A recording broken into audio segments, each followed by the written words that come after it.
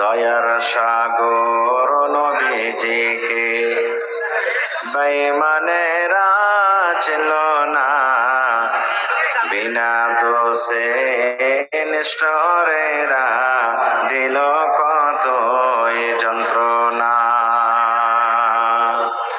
দয়ার সাগর নবীজিকে বেঈমানেরা চিনল না, বিনা দোষে নিষ্ঠুরেরা দিল কত যন্ত্রণা। শত শত বেঈমান ছিল, নবীজি ছিলেন একজনা। সবাই বলে মারো পাথর, কেউ তো নিষেধ করলো না।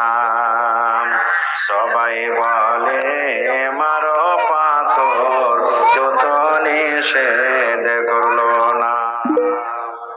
এত পাথর মারলো সেই দিন, এত পাথর মারলো সেই দিন, তয়েফ দেশের বেদিনে আঘাত খায়ে দয়ার নবীজি পড়েছিলেন জমিনে।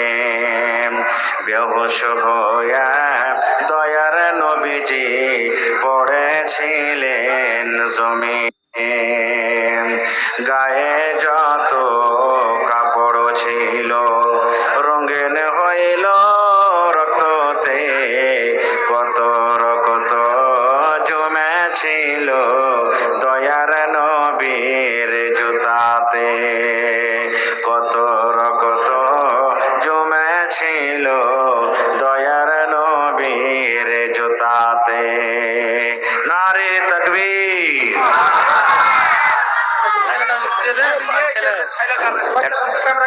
একটা ছাইলাকার হারিয়ে গেছে এখানে।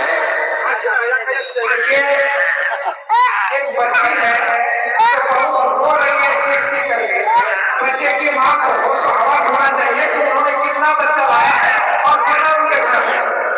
आप अपने बच्चे का गिनती करके अगर देखें कि पूरा बच्चे का कम है तो आप इसमें से बच्चा ले जाए आए बच्चे को ही दिखाई उधर क्या होता है वहाँ देखिए ना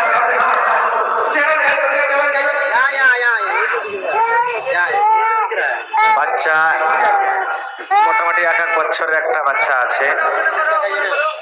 যদি বাচ্চার উপরে দয়া মায়া থাকে তাই সে নিয়ে যান। আজীব কথা, এনে তো 9টা রাত হইলো আর বাচ্চা হারিয়েছে। যে ভাই এক কাম করেন, এই বাচ্চাটাকে নিয়ে যাই স্টেজ থেকে আগা দিকে যান, ওদিকে এনে খুব হো আল্লাহ করছে, ওদিকে নিয়ে যান আগা দিকে। মহিলা প্যান্ডেলের গেটে নিয়ে চলে যান ওকে, মহিলা প্যান্ডেলের গেটে নিয়ে পাঠিয়ে দেন কাউকে দিয়ে, ওখানে থাকবে। আজকে জলসার যোগ্যতমায় শ্রদ্ধেয় সভাপতি সাহেব, উপস্থিত উলামায়ে কেরাম, জ্ঞান পিপাসু ছাত্রবিন্দু, সামনে বসে থাকা ইসলাম দরদি দিন দরদি ভাই ও বাবাজিরা, পর্দানাসীন মায়েরা খালারা, সমস্ত তারিফ ও গুণগান সে মহান আল্লাহ তাবারাক ওয়া তাআলার জন্য, যে মহান আল্লাহ তাবারাক ওয়া তাআলা আজকে আমাদেরকে নরম গরম বিছানা কিতাব করে এই লাল বাথানি মাদ্রাসার সালানা জালসার পেন্ডালের তলাতে একত্রিত হয়ে বসে কিছু বলার ও শোনার তৌফিক দিয়েছেন। তাই আমরা আল্লাহ তাবারাক ওয়া তাআলার প্রশংসা করি, অন্তর থেকে মহব্বতের সাথে সকলেই পড়েন আলহামদুলিল্লাহ। একটু সামনে থেকে জোর করে পড়েন ভাই আলহামদুলিল্লাহ। তারপর আমাদের শেষ নবী হযরত মুহাম্মদুর রাসূলুল্লাহ পড়েন সাল্লাল্লাহু আলাইহি ওয়াসাল্লামের পর অগণন দরুদ শরীফ শান্তির ধারা বর্ষিত হোক, আমিন। আল্লাহুম্মা সাল্লি আলাইহি আল্লাহুম্মা বারিক আলাইহি। ভাই মুসলমান, আমার সময় হলো মাত্র 1 ঘন্টা।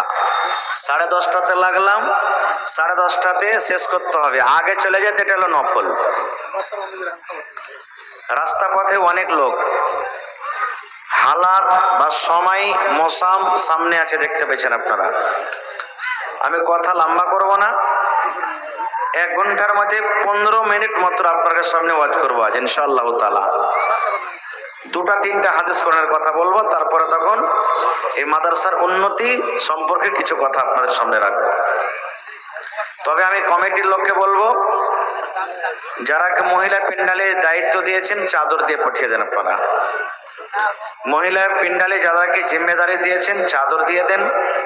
মায়েরা খালারাকে বলবো, আমার বোনেরা দিদিরা নানিরা, মাইকের আওয়াজের দিকে আপনারা লক্ষ্য রাখেন, ওয়াজও শোনেন। চাদর নিয়ে আপনাদের প্যান্ডালে যাচ্ছে, মন ভরে চাদর ভর্তি করে আপনারা দান দিয়ে পারবেন ইনশাআল্লাহ তাআলা। আর যারা ওখানে খাড়ো হয়ে আছেন ভাই, মেহেরবানি করে একটু বসে যান, বসার জায়গা করে আছে আলহামদুলিল্লাহ। ভাই আমার, আমি আল্লাহ তাবারাক ওয়া তাআলার পাক পবিত্র কোরআন থেকে 2 জায়গা থেকে 2টি আয়াত তেলাওয়াত করেছি। প্রথম আয়াত আল্লাহ তাআলা বলেন, সুম্মা লাতুসআলুন্না ইয়াউমাইযিন আনিন নাঈম। আয়াতটা মুখস্থি আছে আপনার কে? আছে না নাই ভাই? অনেক ভাইয়ের মুখস্থি রয়েছে। আমার যারা আলিম সমাজের মানুষ আরবি বুঝেন তারা অবশ্যই জানছেন যে আয়াতটার তরজমা মানা মতলব কি। বাকি যে ভাইয়েরা হয়তো আরবি পড়েননি, ওনারা মুখস্থি করে রেখেছেন, এমনি পড়ছেন, নামাজে পড়ছেন, কিন্তু হয়তো জানেন না যে আয়াতটার মানা তরজমা কি। আল্লাহ তাবারাক ওয়া তাআলা কোরআনে বলেন, হে দুনিয়ার মানুষ, কিয়ামতের দিন প্রত্যেক মানুষকে, সে আলিম হোক, জাহিল হোক, নামাজি হোক, বেনামাজি হোক, মুসলমান হোক, অমুসলমান হোক, দুনিয়ার যত মুসলমান এসেছে, আছে, আসবে, কিয়ামতের দিন আল্লাহ বলছেন প্রত্যেক নিয়ামত সম্পর্কে জিজ্ঞাসা করা হবে। সোজা তরজমা, আল্লাহ তাআলা প্রত্যেক নিয়ামত সম্পর্কে জিজ্ঞাসা করবেন। যখন কষ্ট করে এসেছেন মনোযোগ দিয়ে একটু শোনেন, আর 2টা কথা বাইন্ধে নিয়ে যাবেন, ইনশাআল্লাহ জীবনে কাজে দেবে। পড়েন ইনশাআল্লাহ তাআলা। একটা আয়াত হয়ে গেল যে আল্লাহ তাআলা প্রত্যেক নিয়ামত সম্পর্কে জিজ্ঞাসা করবেন, কিয়ামতের দিন সওয়াল করবেন। এবার বলবেন, হাজি মাওলানা, আল্লাহ নিয়ামত সম্পর্কে কিয়ামতের দিন জিজ্ঞাসা করবেন, তো আল্লাহর নিয়ামত আছে কত? আল্লাহ আমাদেরকে নিয়ামত দিয়েছেন কত? প্রশ্ন জাগছে না জাগে না? আল্লাহ তাবারাক ওয়া তাআলা কোরআনের অন্য জায়গাতে বলছেন, কি বলছেন? ওয়া ইন তাউদ্দু নি'মাতাল্লাহি লা তুহসুহা। আল্লাহ রাব্বুল আলামিন বলেন, হে দুনিয়ার মানুষ, আমি মানুষকে এত নিয়ামত দান করেছি। আল্লাহ রাব্বুল আলামিন বলেন, দুনিয়ার মানুষ, যদি তোমরা আমার নিয়ামতকে গণনা করো, গিনতি করো রে বান্দা, কত নিয়ামত দিয়েছি। আল্লাহ রাব্বুল আলামিন বলেন, বান্দারে লা তুহসুহা, তোমরা আমার নিয়ামত গণনা করে শেষ করতে পারবে না। সুবহানাল্লাহ। এখানে যত লোকজন আছি আমরা, এক একটা মানুষ বাদ দিয়ে যদি লাখ টাকা গিনতি করা হয়, করতে দেওয়া হয়, মানুষ গণনা করবে, গিনতি করতে পারবে? পারবে না? পারবে না? 1 কোটি টাকা দেওয়া হয়, মানুষ গিনতি করতে পারবে? মানুষকে আল্লাহ রাব্বুল আলামিন মাথাতে চুল দিয়েছেন, একটা একটা একটা করে কষ্ট করার পর মানুষ গণনা করবেন, গিনতি করতে পারবেন। কিন্তু আল্লাহ রাব্বুল আলামিন বলেন, বান্দারে,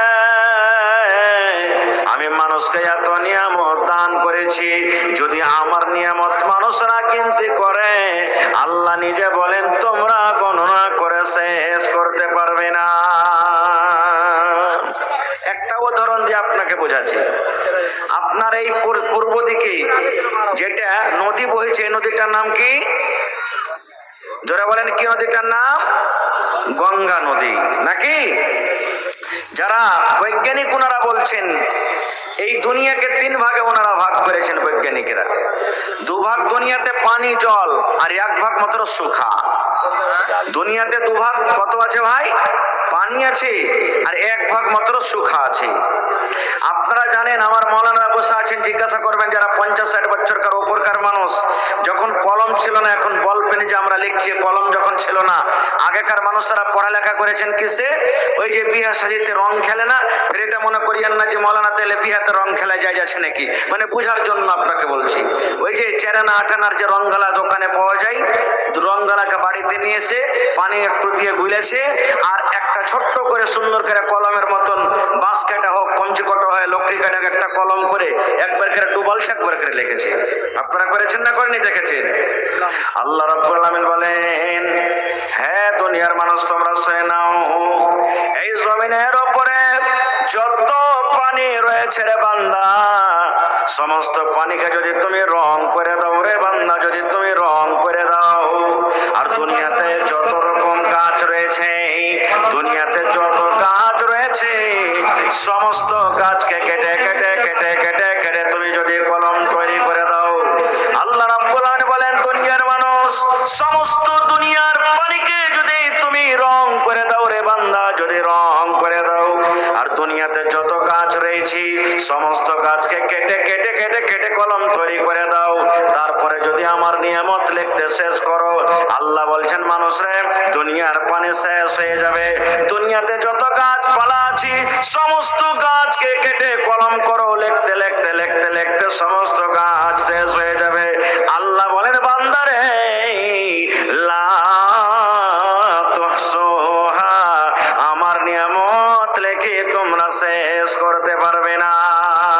নারে তাকবীর। তাহলে আল্লাহ তাবারাক ওয়া তাআলা কত নিয়ামত দান করেছেন একটু বুঝতে পারছেন তো? আর একটু আগে চলেন, আল্লাহর নিয়ামত কি কি জানা দরকার তো। মেলে মানুষ আমরা জানি না। হাজি মাওলানা আল্লাহ কি আমাদের দিন জিজ্ঞাসা করবেন তো নিয়ামত কাকে বলে, কোন জিনিসটা নিয়ামত? সব কথা বলা যাবে না, সময় খুব শর্ট। এই দেখেন বুঝতে পারছেন, হাতে চলে এসেছে। শুধু আমি আপনার ব্যাপারে, আমার ব্যাপারে দু চারটা কথা বলি। কি কথা? আল্লাহ রাব্বুল আলামিন মাথাতে চুল দিয়েছেন, এটা হলো আল্লাহ রাব্বুল আলামিনের একটা নিয়ামত।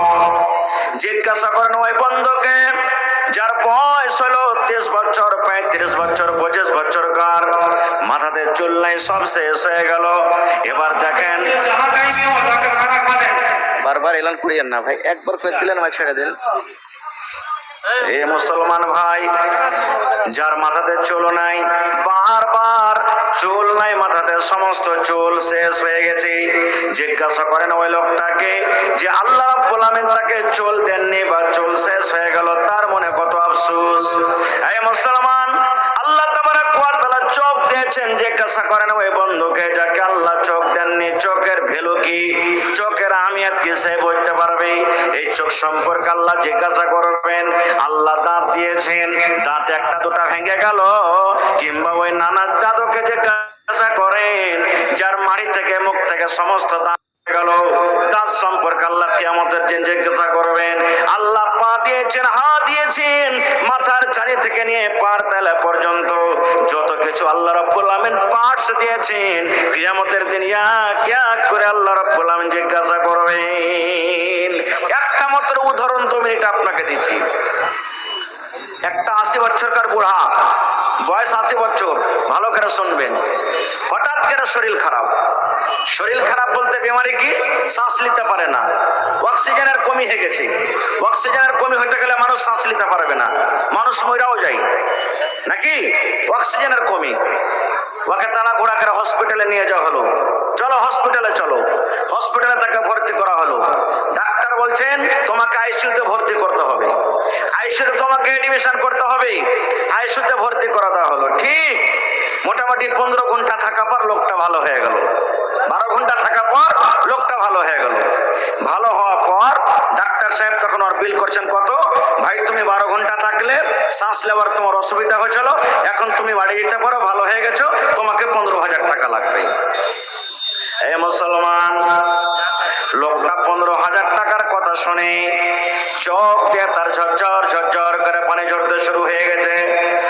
লোকটা বুড়া মানুষটা কাঁদতে শুরু করে দিয়েছেন। এবার ডাক্তার মনে মনে ভাবা চিন্তা করলেন, এই লোকটা মনে হয় গরিব, লোকটা মনে হয় টাকা পয়সা দিতে পারবে না বলে কাঁদছি। এবার ডাক্তার বলছেন, বাপজি 15,000 টাকার ভিতরে 5,000 টাকা মাফ করে দিলাম, দয়া করে 10,000 টাকা আপনি আমাকে দিয়ে দেন। বলছেন আল্লাহর বান্দা, আপনি গরিব মানুষ, আমি হয়তো বুঝতে পারলাম, 15,000 টাকা ভাউচার হয়েছিল, 5,000 মাফ করে দিলাম, 10,000 টাকা আপনি আমাকে দিয়ে দিলেন। 5,000 টাকা মাফ করার পরও দেখছে বুড়ার চোখে পানি, কাঁদতে আছে। ডাক্তার মনে মনে বলছেন যে ব্যাপার কি? আরে 10,000 টাকা মনে হয় দিতে পারবে না। বলে ডাক্তার বলছেন এক কাজ করেন, 10,000 টাকার মধ্যে থেকে আরো 5,000 টাকা আপনাকে মাফ করে দিলাম, 5,000 টাকা আপনি আমাকে দিয়ে দেন। 5,000 টাকা আরো মাফ করার পরও আবার তার চোখ দিয়ে পানি ঝরছে, বুড়া কাঁদছে। ডাক্তার মনে মনে ভাবছেন যে না, এই 5,000 টাকাও মনে হয় লোকটা দিতে পারবে না, বলে কাঁদছে। বলছে আল্লাহর বান্দা, আপনি বাড়ি চলে যান, আমি 15,000 টাকা মাফ করে দিলাম, একটু আপনি আমার জন্য দোয়া করবেন, আল্লাহ যেন আমাকে ভালো রাখে। টাকা মাফ করার পর এবার সেই বুড়ার চোখ দিয়ে কিন্তু পানি ঝরতে আছে, বুড়া কাঁদতে শুরু করেছেন, বুড়া কাঁদতে আছে। এবার ডাক্তার বলছেন আল্লাহর বান্দা, 15,000 টাকা আপনাকে আমি মাফ করে দিলাম, তারপরে আপনার চোখ দিয়ে পানি ঝরে কারণটা কি? আমি কিছু বুঝতে পারলাম না, দয়া করে একটু খুলে বলবেন। এবার ওই লোকটা বলছেন, ডাক্তার বাবু, টাকার জন্য আমি কান্দি না। বলছে তবে কেন কান্দেন? বলছেন ডাক্তার বাবু, 15,000 টাকার জায়গাতে আজকে যদি আমার 50,000 টাকার ভাউচার হয়ে যেত, আল্লাহ আমাকে মাল দিয়েছেন, টাকা দিয়েছেন, আমি আদায় করতে পারতাম, দেওয়ার ক্ষমতা রাখি। ডাক্তার বলছেন তবে কান্দেন কেন? বলছেন ডাক্তার বাবু, এই জন্য কাঁদছি, আপনার হসপিটালে আমি কতক্ষণ থাকলাম? বলছে 12 ঘন্টা। বলছে 12 ঘন্টাতে আমার বেমারি কি ছিল? বলছে অক্সিজেন আপনার শরীর থেকে কমে গেছিল। বলছে একটা শ্বাস অক্সিজেন কমে গেছিল। 12 ঘন্টাতে কত হাজার টাকা আমাকে লাগবে? বলছে 15,000। বলছেন ডাক্তার বাবু, আল্লাহ রাব্বুল আমিন যদি কিয়ামতের দিন আমাকে বলে বান্দারে, তোমাকে আমি মাল দিয়েছিলাম, মালের হিসাবটা তুমি ছেড়ে দাও, তোমাকে আমি শরীর স্বাস্থ্য দিয়েছিলাম, নামাজের হিসাব তুমি ছেড়ে দাও, এই বান্দা তুমি পর্দার হিসাবটা তুমি পরে দিও, বান্দা জাকাতের হিসাব পরে দিও, রোজার হিসাব তুমি পরে দিও, জেনা ব্যভিচার হিসাব তুমি পরে দিও, হাতের হিসাব তুমি পরে দিও, চোখের হিসাব তুমি পরে দিও, পায়ের হিসাব তুমি পরে দিও। এবার 80 বছরকার বুড়া বলছেন ডাক্তার, যদি আল্লাহ রাব্বুল আমিন একটাই মাত্র আমাকে কিয়ামতের দিন প্রশ্ন করে দেন, বান্দারে যেদিন থেকে তুই মায়ের পেট থেকে জন্ম নিয়ে দুনিয়াতে এসেছিলি, সেদিন থেকে নিয়ে 80 বছর তোমাকে আমি জীবন দিয়েছিলাম, 80 বছর জীবনে তুমি আমার দেওয়া অক্সিজেন কত নিয়েছো? এই শুধু তুমি আমার অক্সিজেনের হিসাবটা তুমি দিয়ে দাও। 80 বছর তোমাকে জীবন দিয়েছিলাম, 80 বছরে তুমি কত শ্বাস নিয়েছো? এই শ্বাসের হিসাবটা তুমি আমাকে দিয়ে দাও। এই হিসাবটা আমি দিব কেমন করে? এই জন্য আমি কান্দি।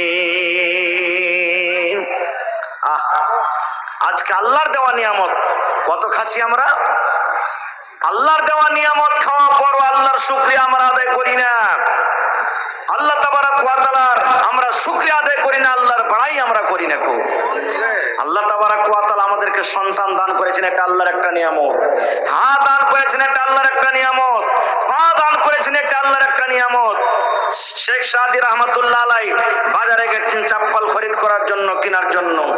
বাজার থেকে একটু পর বাড়িতে আসছেন, চাপ্পল কিনে নি। স্ত্রী বলছেন, স্বামী জান কি ব্যাপার, আপনি চাপ্পল কেনার জন্য গেলেন বাজার, আর আপনি খালি পায়ে চলে এলেন, চাপ্পল কই আপনার? চাপ্পল কিনা হয়নি, ব্যাপার কি?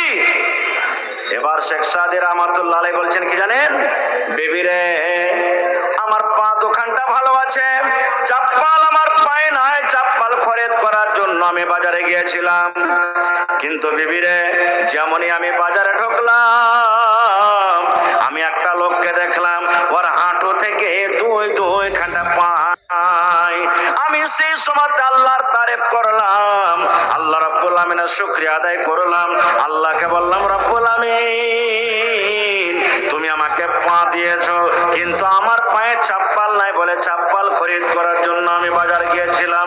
কিন্তু আল্লাহ দেখো, তোমার এই বান্দা বিনা পায়ে দুনিয়াদারি করে। যদি লোকটা বিনা পায়ে দুনিয়াদারি করতে পারে, তবে আমি বিনা চাপ্পলে কেন আমি দুনিয়াদারি করতে পারবো না? এটা হলো কি? আল্লাহ তাবারক ওয়া তাআলার তরফ থেকে একটা নিয়ামত। ভাই আমার, একটা কিয়ামতের ঘটনা আপনাদের সামনে বলবো। কোরআন মাজিদ একটা সূরা আছে সূরাতুন নামল। কোরআন মাজিদ একটা সূরা আছে সূরাতুন নামল। দেখবেন ওই সূরাটাতে আল্লাহ তাবারক ওয়া তাআলা দুটো ঘটনা জিকির করেছেন। কি ঘটনা জানেন? হায়রাত সুলাইমান আলাইহিস সালাম একজন নবী। আল্লাহ তাবারক ওয়া তাআলা তাকে মুজিজা দান করেছিলেন। কি মুজিজা?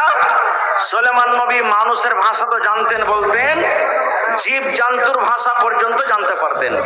কাইয়ার ভাষা জানতেন, সারকের ভাষা জানতেন, সাপের ভাষা জানতেন, পাখির ভাষা জানতেন, পিঁপড়ার ভাষা জানতেন। সুলাইমান নবী এগুলা সমস্ত জুবান ভাষা বলতে পারতেন। আমরা বলি না কোকড়ো কোক, ছাগল যেমন ভ্যাঁ করে ভ্যাবায়, কুকুর যেমন ডাকে, পিঁপড়ার ভাষা তো, পিঁপড়ার কথা তো আমরা শুনতেই পাই না, কিন্তু সুলাইমান নবী জানতে পারতেন। একদিনকার ঘটনা, সুলাইমান আলাইহিস সালাম, ভালো করে শুনবেন, সুলাইমান আলাইহিস সালাম নিজের লাই লস্করকে সাথে করে জিনের আলাদা দল, মানুষের আলাদা দল, পক্ষের আলাদা দল, এই সমস্ত জামাতে নিয়ে রাস্তাতে হেঁটে চলে যাচ্ছে। হাঁটছেন রাস্তা দিয়ে, আর রাস্তা পথে যখন আমরা হাঁটি তখন পিঁপড়া বাঁচিয়ে বাঁচিয়ে চলি না, মানুষজন বাঁচিয়ে চলি? ভাই বলেন তো। মোটর সাইকেল চালায়, হাইটা যায়, সাইকেল চালায়, মানুষ যেন ডোলে না যায়, ছাগল মুকরি যেন সামনে না পড়ে, এটাকে বেঁচে চলি। কিন্তু পিঁপড়া অ্যাক্সিডেন্ট না হয়ে যায়, কোনোদিন বাঁচি? জোরে বলেন ভাই, বাঁচি কি আমরা? পায়ের তলে আইলো যে যখন মনে সেখানে গেল, আমরা হেঁটে চলে যাই, এটাই না? তো সুলাইমান আলাইহিস সালাম লাইলাস করে কেনে রাস্তাতে হেঁটে চলে যাচ্ছে, আর পিঁপড়ার খেয়ে যত জামাত ওরা রাস্তার উপরে চলে এসেছে। আমাদের যেমন মোড়ল, গ্রামে একটা মোড়ল আছে, মেম্বার আছে, সামেতি আছে, সারপঞ্চ মুখী আছে না নেই? তো পিঁপড়ার খেয়ে তা মোড়ল আছে। আল্লাহর কোরআন বলছে, আমার কথা নেই, কোরআনে দেখবেন খুলে সূরাতুন নামলে, পিঁপড়ার খেয়ে একটা মালিক রাজা, ও রাজা পিঁপড়াটা অন্য পিঁপড়াকে ডাকছেন। কি ডাকছেন?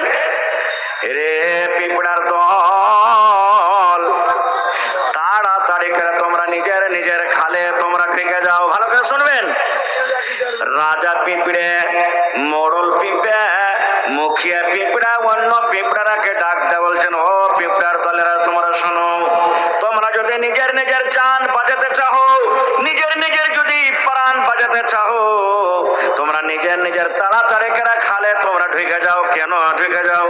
ওই যে দেখো সুলাইমান নবীকে, তার সাথে কত ফৌজ আছে, সুলাইমান নবীর দিকে তোমরা তাকাও, তার সাথে কত লস্কর আছে, সেই ফৌজ তোমার উপরে পা চাপিয়ে দিতে পারে। ওরা বেখেয়ালিতে আছে, হয়তো তোমাদের দিকে ধ্যান নাই, বেখেয়ালিতে রাস্তা দিয়ে হাঁটে চলে যাবেন, তোমরা তাদের পায়ের তলাতে চলে আসবে, তোমরা চলে যাবে, মরে যাবে, শেষ হয়ে যাবে, হালাক হয়ে যাবে। ও পিঁপড়ার দল রে, যদি তোমরা নিজের নিজের নিজের নিজের যদি তোমরা জান টাকা বাঁচাতে চাও, তোমরা নিজের নিজের খালের ভিতরে তোমরা ঢুকে যাও। যেমন